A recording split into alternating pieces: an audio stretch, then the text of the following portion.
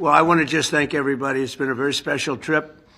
And I can tell you that our country is hot. It's hot as a pistol. I don't think it's never been so hot. And if you go back 6 months, it was the exact opposite. We had a man that couldn't even stand up. It was so terrible. It's so terrible what he's done to our country, but we've turned it around so quickly. I did not expect to turn it around this quickly. I think we're the hottest country in the world right now. And 6 months ago, they were laughing at the United States, but they don't laugh anymore. And the other, of course, is Syria. We took out the sanctions, and that's been, I didn't even realize it's been many, many years that they've had sanctions. And as you know, there was a very big change at the top. And I thought that we have to give them a chance. They really have no chance with the sanctions. They were very biting. They were top of the line. Nobody could even deal with them. You couldn't make a phone call to Syria. So we did that, and I met the new leader of the country, and he's got a strong past. I'll be very nice. He got a strong past, but I liked him a lot. I think he'll be a great representative, and we'll see. You're going to have a strong past to put that one around. You cannot be a weak person.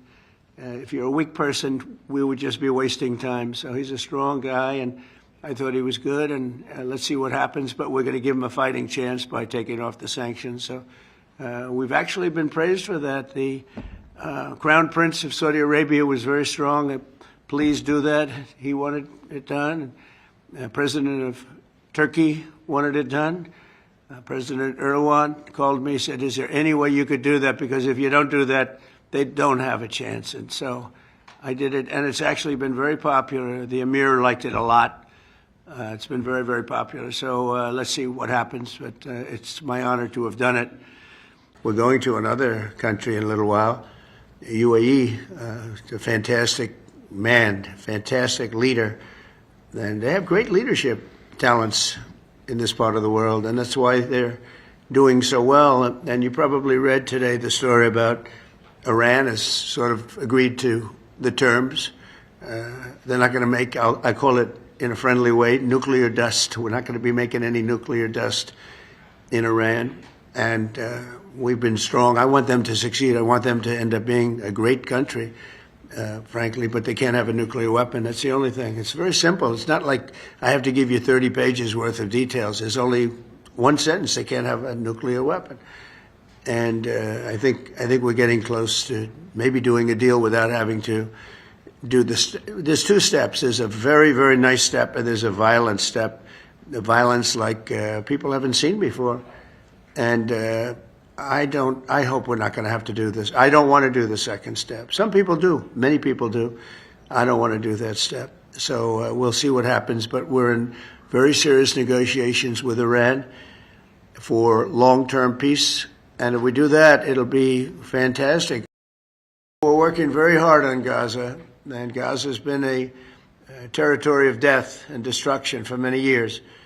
And, I have concepts for Gaza that I think are very good. Make it a freedom zone. Let the United States get involved and make it just a freedom zone.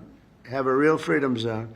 Because it seems that Gaza, every time, every 10 years it happens and more than that, it really happens all throughout. They've never solved the Gaza problem. And if you look at it, I have aerial shots where, there's practically no building standing. There's no building. People are living under the rubble of buildings that collapsed, which is not acceptable. It's tremendous death.